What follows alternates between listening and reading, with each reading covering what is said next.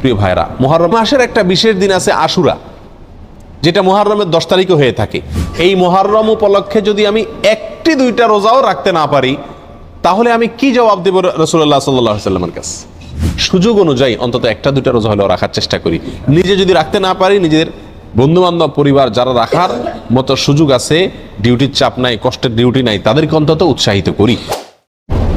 আলহামদুলিল্লাহ রাব্বিল আলামিন ওয়াস সালাতু ওয়াস সালামু আলা নাবিয়িনা মুহাম্মদ ওয়া আলিহি ওয়া আসহাবিহি আজমাইন, আম্মা বা'দ।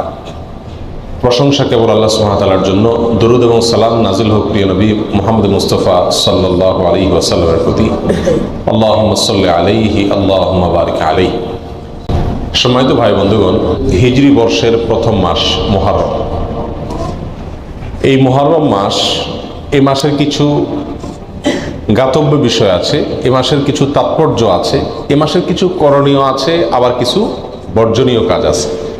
আমরা সংক্ষেপে আজকে জেনে নিব যে মুহররম মাসের কি গুরুত্ব কোরআন এবং হাদিসের দৃষ্টিতে আছে, এবং এই মাস উপলক্ষে একজন মুমিনের জন্য কি কি করণীয় আছে, আর এই মাস উপলক্ষে একজন মুমিনের জন্য কি কি বর্জনীয় আছে।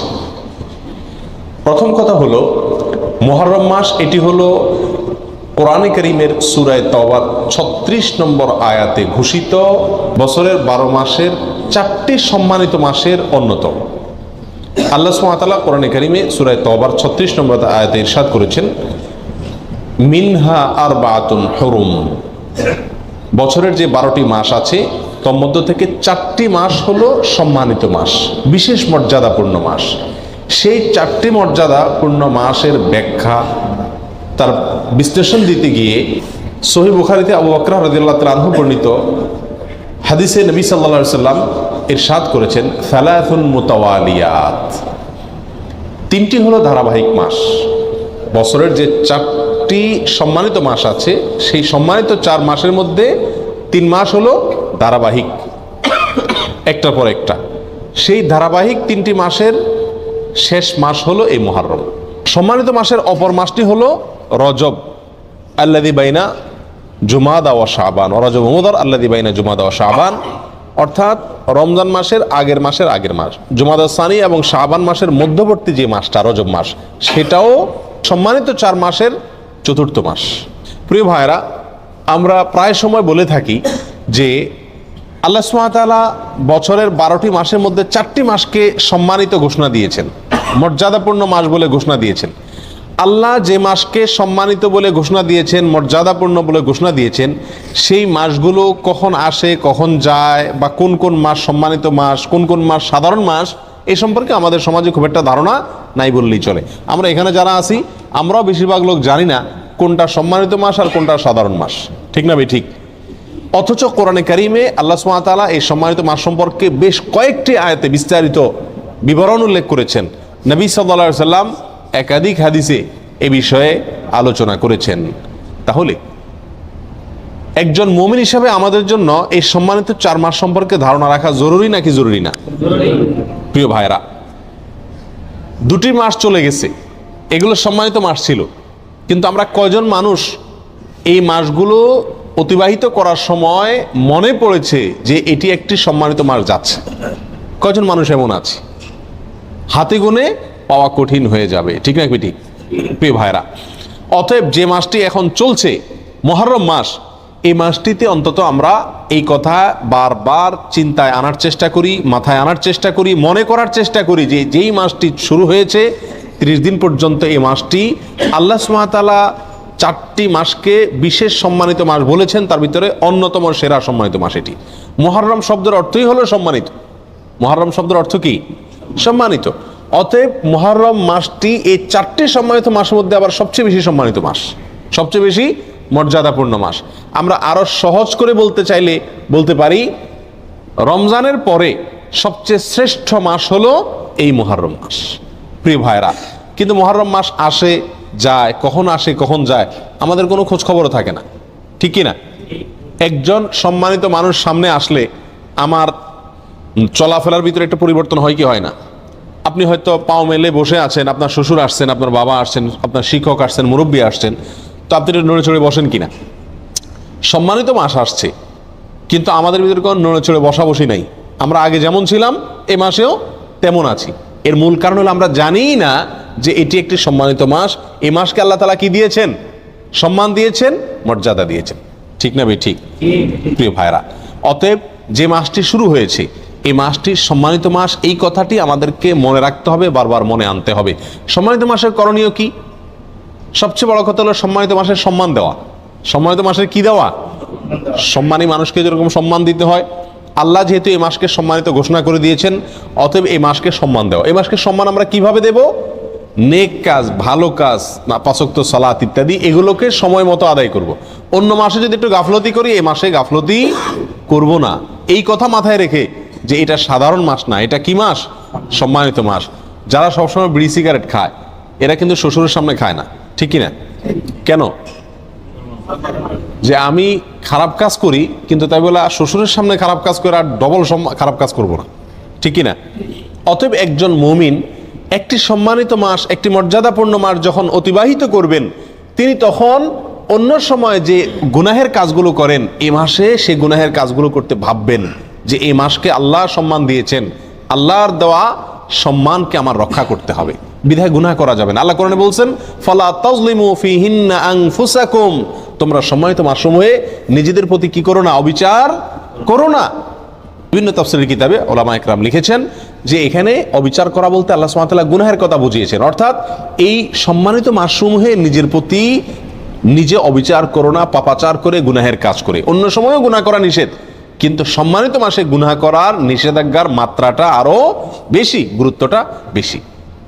প্রিয় ভাইরা, অতএব এই মাসে অন্তত মাঝে মধ্যে মনে করব, স্মরণ করার চেষ্টা করব যে এটি একটা কি মাস যাচ্ছে? সম্মানিত মাস যাচ্ছে। আর সম্মানিত 4টি মাস মুখস্থ করে নিব: জিলকদ, জিলহজ, মুহররম, আর 4 নম্বর হলো রজব, রমজান মাসের আগের মাস। মনে থাকবে তো ইনশাআল্লাহ? প্রিয় ভাইরা, মুহররম মাসের একটি বিশেষ করণীয় আছে, আর সেই করণীয়টা হলো এ মাসে বেশি বেশি নফল রোজা রাখা, নফল সিয়াম রাখা। নবী সাল্লাল্লাহু আলাইহি সাল্লাম সহিহ মুসলিমের হাদিসে আসছে, তিনি ইরশাদ করেছেন, আফদালুস সিয়ামি বা'দা রমাদান শাহরুল্লাহিল মুহাররম, রমজানের পরে সবচেয়ে উত্তম রোজা হলো আল্লাহর মাস মুহররম মাসের রোজা। আল্লাহর মাস মুহররম মাসের রোজা। মুহররম মাসকে কার মাস বলা হয়েছে ভাই? আল্লাহর মাস বলা হয়েছে। কে বলেছেন? রাসূল করিম সাল্লাল্লাহু আলাইহি ওয়াসাল্লাম। অতএব এই মাসটির বিশেষ মর্যাদা, এক তো সম্মানিত 4 মাসের একটি মাস, আরেকটি মর্যাদা পেলাম যে এই মাসকে আল্লাহর মাস বলে নবী সাল্লাল্লাহু আলাইহি ওয়াসাল্লাম এই মাসকে বিশেষ সম্মান দিয়েছেন। বলে অন্যগুলা কার মাস? অন্যগুলাও আল্লাহর মাস, কিন্তু এটাকে আল্লাহর দিকে সম্বন্ধ করে এই মাসের বিশেষ মর্যাদা, স্পেশাল মর্যাদার কথা ইঙ্গিত করা হয়েছে। প্রিয় ভাইরা, অতএব এই মাসের করণীয় হলো বেশি বেশি নফল রোজা রাখা। রমজানের পরে সবচেয়ে উত্তম নফল রোজার জন্য উত্তম মাস হলো এই মাস। নফল রোজার শ্রেষ্ঠ মাস মুহররম মাস। প্রিয় ভাইরা, আমরা বেশিরভাগ মানুষ মুহররম মাস উপলক্ষে আশুরার 1-2 রোজা রাখি, ওইটা আশুরা উপলক্ষে, ওটা ভিন্ন। মুহররম হিসাবে এই মাসে নবী সাল্লাল্লাহু আলাইহি সাল্লাম রোজা রাখার গুরুত্ব বর্ণনা করেছেন। রমজানের পরে সবচেয়ে বেশি রোজার জন্য গুরুত্বপূর্ণ মাস হিসেবে অভিহিত করেছেন। তিনি নিজে অবশ্য শাবানে রেখেছেন, এই মাসে রাখার সুযোগ তিনি পান না। এই মাসে রোজার ফজিলত নাজিল হওয়ার পরে তিনি রাখার সুযোগ পান নাই, তার আগেই হয়তো তিনি দুনিয়া থেকে বিদায় নিয়ে গেছেন, আর সেজন্য তিনি রাখতে পারেন নাই, কিন্তু আমাদেরকে জানাই গেছেন। প্রিয় ভাইরা, মুহররম তো প্রতিবারই আমাদের জীবনে একবার করে আসে, প্রতি বছরই একবার করে আসে। এই মুহররম উপলক্ষে যদি আমি 1-2টা রোজাও রাখতে না পারি, তাহলে আমি কি জবাব দেব রাসূলুল্লাহ সাল্লাল্লাহু আলাইহি ওয়াসাল্লামের কাছে? কথা বুঝে আসছে? এই মুহররম উপলক্ষে যদি 1টি রোজাও আমি না রাখি, তাহলে নবী সাল্লাল্লাহু আলাইহি ওয়াসাল্লাম যে মাসে রোজার এত গুরুত্ব বর্ণনা করছেন সেটাকে আমি কোনো কি করলাম না? কেয়ারই করলাম না, পাত্তাই দিলাম না। ঠিক না ভাই? ঠিক। এই জন্য ভাই, সুযোগ অনুযায়ী অন্তত 1-2টা রোজা হলেও রাখার চেষ্টা করি। নিজে যদি রাখতে না পারি, নিজের বন্ধু বান্ধব, পরিবার যারা রাখার মতো সুযোগ আছে, ডিউটির চাপ নাই, কষ্টের ডিউটি নাই, তাদেরকে অন্তত উৎসাহিত করি এবং নিজে মাথায় রাখি, নিয়ত রাখি, আল্লাহ যখনই তৌফিক দিবেন মুহররম মাস উপলক্ষে এই মাসে নফল রোজা রাখার গুরুত্ব রয়েছে, সেই জন্য অন্তত 1-2টা রোজা হলেও রাখার চেষ্টা করি। রাখবো তো ইনশাআল্লাহ? আল্লাহ তাআলা আমাদের সকলকে তৌফিক দান করেন। প্রিয় ভাইরা, এই হলো মুহররম মাস উপলক্ষে করণীয়। একমাত্র করণীয় হলো এই মাসে বেশি বেশি নফল রোজা রাখা, আর সম্মানিত মাস হিসেবে গুনাহের কাজ কম করা, নেকির কাজ ভালো করে বেশি করে করার চেষ্টা করা, যুদ্ধ বিগ্রহ না করা। এই মাসের একটা বিশেষ দিন আছে আশুরা, যেটা মুহররমের 10 তারিখে হয়ে থাকে। এই আশুরা উপলক্ষে আমাদের বেশ কিছু করণীয় আছে, আবার কিছু বর্জনীয় আছে। করণীয় কাজ কি সে বিষয়ে বলার আগে বলতে চাই, নবী করিম সাল্লাল্লাহু আলাইহি সাল্লাম মক্কা থেকে যখন মদিনায় হিজরত করে আসলেন, তিনি দেখলেন যে মদিনার মানুষেরা, ইহুদিরা, মদিনায় ইহুদিদের বসবাস ছিল, তাদেরকে তিনি দেখতে পেলেন যে তারা আশুরার দিন অর্থাৎ মুহররমের 10 তারিখে রোজা রাখে। তখন নবী করিম সাল্লাল্লাহু আলাইহি সাল্লাম তাদেরকে জিজ্ঞেস করলেন যে তোমরা এই দিনে রোজা রাখো কেন, রহস্য কি কারণে রোজা রাখো? তখন ইহুদিরা নবী সাল্লাল্লাহু আলাইহি সাল্লামকে জবাব দিলেন যে এই দিনে আমরা রোজা এই জন্য রাখি যে এই দিনে আল্লাহ সুবহানাহু ওয়া তাআলা তার নবী, আমাদের নবী অর্থাৎ বনী ইসরাঈলের নবী, ইহুদিদের নবী মুসা আলাইহিস সালামকে এবং তার জাতি বনী ইসরাঈলকে আল্লাহ তাআলা মুক্তি দিয়েছেন।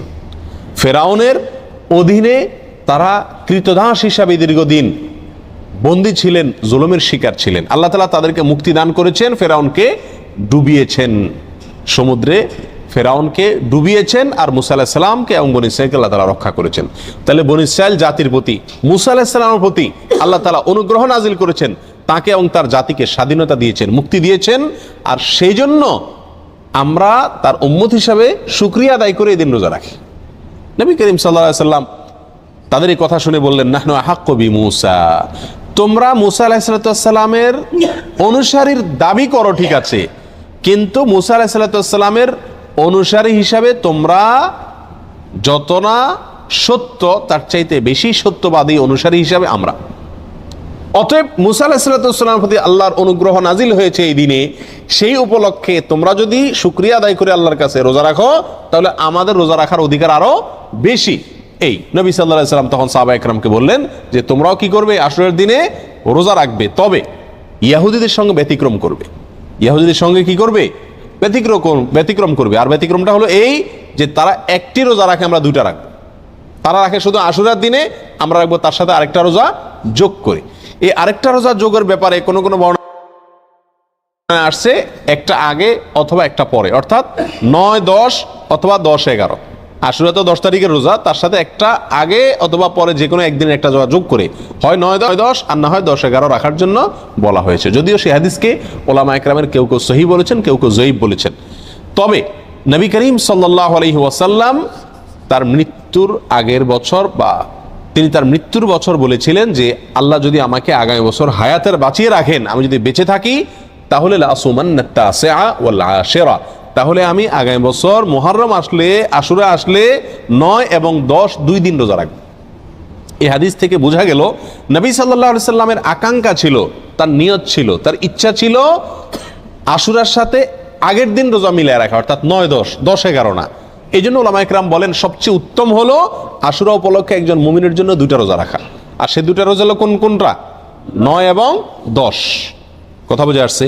শুধু 10 তারিখের রোজা রাখা যাবে কিনা, যে 2টা রাখতে পারতেছে না সে কমপক্ষে একটা রাখতে পারবে কিনা, এ বিষয়ে ওলামা ইকরাম অনেকে বলেছেন এটা অনুচিত হবে, মাকরুহ হবে। কেন?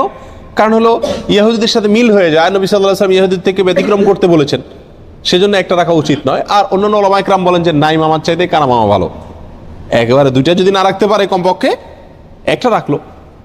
কথা বুঝে আসছে? তো যাই হোক, 2টা রাখা উত্তম, আর সেটা হলো 9 এবং 10। নবী সাল্লাল্লাহু আলাইহি সাল্লাম আশুরার রোজার ফজিলত তালাশের জন্য, এই রোজার ফজিলত অন্বেষণের জন্য যত চেষ্টা করতেন, রমজানের ফরজ রোজার পরে অন্য কোনো নফল রোজার ব্যাপারে, নফল রোজার ফজিলত আহরণ করার ব্যাপারে এত বেশি চেষ্টা তিনি করতেন না বলে হাদিসে প্রমাণিত। এক বর্ণনা আসছে, নবী সাল্লাল্লাহু আলাইহি সাল্লাম বলেছেন, আবু হুরায়রা রাদিয়াল্লাহু তাআলা বর্ণনা করছেন হাদিসটি, যে নবী সাল্লাল্লাহু আলাইহি সাল্লাম ইরশাদ করেছেন, সিয়ামু ইয়াউমি আশুরা আহতাসিবু আলাল্লাহি আন ইউকাফিরা সানাতাল্লাতী ক্বাবলা, আশুরার দিনে যদি কেউ রোজা রাখে, আল্লাহর প্রতি আমার ধারণা হলো আল্লাহ তাআলা তার পিছনের 1 বছরের গুনাহ মাফ করে দিবেন। ছোট ছোট যে অপরাধগুলো হয়ে থাকে এগুলো আল্লাহ তাআলা মাফ করে দিবেন যদি কেউ কি রাখে, আশুরার রোজা রাখে। প্রিয় ভাইয়েরা, এই রোজার এত বেশি গুরুত্ব যে মদিনাতে সাহাবায়ে কেরাম ফরজ রোজা ছাড়া অন্য কোন নফল রোজার জন্য নিজের শিশুদেরকে রোজা রাখাইতেন না, বা রাখাইতেন বলে জানা যায় না, কিন্তু আশুরার রোজা তাদের ছোট ছোট শিশুদেরকে দিয়ে রাখাইতেন। এবং শুধু রাখাইতেন তা নয়, বাচ্চারা যাতে রোজাটা রাখতে পারে, যাতে ক্ষুধার তাড়নায় ভেঙে না ফেলে, সেজন্য তাদেরকে খেলনা ইত্যাদি দিয়ে ভুলায় রাখতেন। এইসব কিছু থেকে আশুরার রোজার গুরুত্ব একজন মুমিনের কাছে পরিষ্কারভাবে ফুটে ওঠে। এই জন্য ভাই, মুহররমের 10 তারিখে আমরা কি রাখবো? ইনশাআল্লাহ রোজা রাখবো, আর তার সাথে 9 তারিখ মিলিয়ে রাখবো।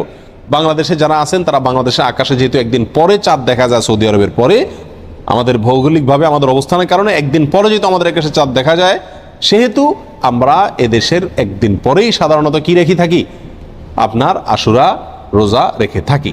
আল্লাহ তাআলা আমাদের সকলকে আমলটা করার তৌফিক দান করেন।